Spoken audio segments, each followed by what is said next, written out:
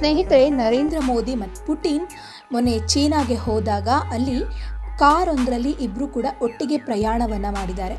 ಈ ಒಂದು ಪ್ರಯಾಣದ ಕುರಿತು ಬಹಳಷ್ಟು ಚರ್ಚೆಗಳು ನಡೆದವು. ನರೇಂದ್ರ ಮೋದಿ ಹಾಗೆ ಪುಟಿನ್ ಅವರ ಮಧ್ಯೆ ಇರುವಂತಹ ಫ್ರೆಂಡ್ಶಿಪ್ ಎಂತಹದ್ದು ಅಂತ ಹೇಳಿ ಕೂಡ ಹೇಳಲಾಯಿತು. ಆದರೆ ಇದೀಗ ಮೋದಿ ಮತ್ತು ಪುಟಿನ್ ಈ ಸಂದರ್ಭದಲ್ಲಿ ಕಾರು ಪ್ರಯಾಣದ ವೇಳೆ 45 ನಿಮಿಷ ಮಾತನಾಡಿದ್ದಾರೆ ಅಂತ ಹೇಳಲಾಗ್ತಾ ಇದೆ. ಈ 45 ನಿಮಿಷಗಳ ಟೈಮ್ನಲ್ಲಿ ಏನೆಲ್ಲ ವಿಚಾರಗಳು ವಿನಿಮಯ ಆಯಿತು ಅನ್ನುವಂಥದ್ದು ಕೂಡ ಗೊತ್ತಾಗಿದೆ. ಅದನ್ನು ನೋಡೋಣ.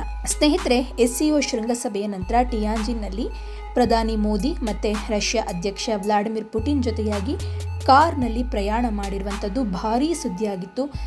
ತುಂಬ ಜನರು ಬೇರೆ ಬೇರೆ ರೀತಿಯಲ್ಲಿ ಇದನ್ನು ಅರ್ಥೈಸಿದರು. ಇದೀಗ ಈ ಕಾರು ಪ್ರಯಾಣದ ಸಂದರ್ಭದಲ್ಲಿ ಮೋದಿ ಹಾಗೆ ಪುಟಿನ್ ಏನು ಮಾತನಾಡಿಕೊಂಡ್ರು, ಇಬ್ಬರ ಮಧ್ಯೆ ಏನು ಚರ್ಚೆ ಆಯಿತು ಅನ್ನುವಂಥದ್ದನ್ನು ಸ್ವತಃ ಪುಟಿನ್ ಅವರೇ ಬಹಿರಂಗಪಡಿಸಿದ್ದಾರೆ. SCO ಶೃಂಗಸಭೆಯ ನಂತರ ಟಿಯಾಂಜಿನ್ನಲ್ಲಿ ಕಾರು ಪ್ರಯಾಣದ ಸಂದರ್ಭದಲ್ಲಿ ಪ್ರಧಾನಿ ನರೇಂದ್ರ ಮೋದಿ ಅವರೊಂದಿಗಿನ ಸಂಭಾಷಣೆಯ ಬಗ್ಗೆ ಏನ್ ಮಾತನಾಡಿದ್ವಿ ಅನ್ನೋದ್ರ ಬಗ್ಗೆ ರಷ್ಯಾದ ಅಧ್ಯಕ್ಷ ವ್ಲಾಡಿಮಿರ್ ಪುಟಿನ್ ಅವರು ಮಾಹಿತಿಯನ್ನ ಬಹಿರಂಗಪಡಿಸಿದ್ದಾರೆ. ಅಮೆರಿಕದ ಅಧ್ಯಕ್ಷ ಡೊನಾಲ್ಡ್ ಟ್ರಂಪ್ ಅವರೊಂದಿಗೆ ಅಲಾಸ್ಕಾ ಶೃಂಗಸಭೆಯ ಬಗ್ಗೆ ಭಾರತ ಪ್ರಧಾನಿಯೊಂದಿಗೆ ಮಾತನಾಡಿದ್ದೀನಿ ಅಂತ ಹೇಳಿದ್ದಾರೆ.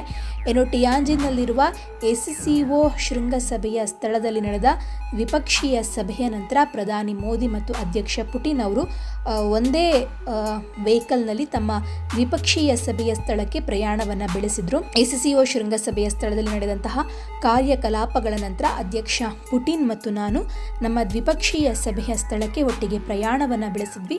ಅವರೊಂದಿಗಿನ ಸಂಭಾಷಣೆಗಳು ಯಾವಾಗಲೂ ತುಂಬ ಚೆನ್ನಾಗಿರುತ್ತೆ. ಹಾಗೆ ಬಹಳಷ್ಟು ವಿಚಾರಗಳನ್ನು ವಿನಿಮಯ ಮಾಡಿಕೊಂಡು ಅದರ ಬಗ್ಗೆ ಅರ್ಥ ಮಾಡಿಕೊಳ್ಳಿಕ್ಕೆ ಅವಕಾಶ ಸಿಕ್ತು ಅಂತ ಹೇಳಿ ಪ್ರಧಾನಿ ಮೋದಿ ಅವರು ತಿಳಿಸಿದ್ರು. ಇನ್ನು ದಿಮಿನಿ ರಸ್ತೆಯಲ್ಲಿ ಪುಟಿನ್ ಮತ್ತು ಮೋದಿ ದ್ವಿಪಕ್ಷೀಯ ಸಭೆಯ ಸ್ಥಳವನ್ನು ತಲುಪಲಿಕ್ಕೆ ಕೇವಲ 15 ನಿಮಿಷಗಳ ಕಾಲ ಮಾತ್ರ ಟೈಮ್ ಸಿಕ್ಕಿತ್ತು. ಆದರೆ ನಂತರ ಕೂಡ ಇಬ್ಬರು ನಾಯಕರು ತಮ್ಮ ಚರ್ಚೆಯನ್ನು ಮುಂದುವರಿಸಲಿಕ್ಕೆ ಕಾಡಿನೊಳಗೆ ಕೂತ್ಕೊಂಡಿದ್ರು.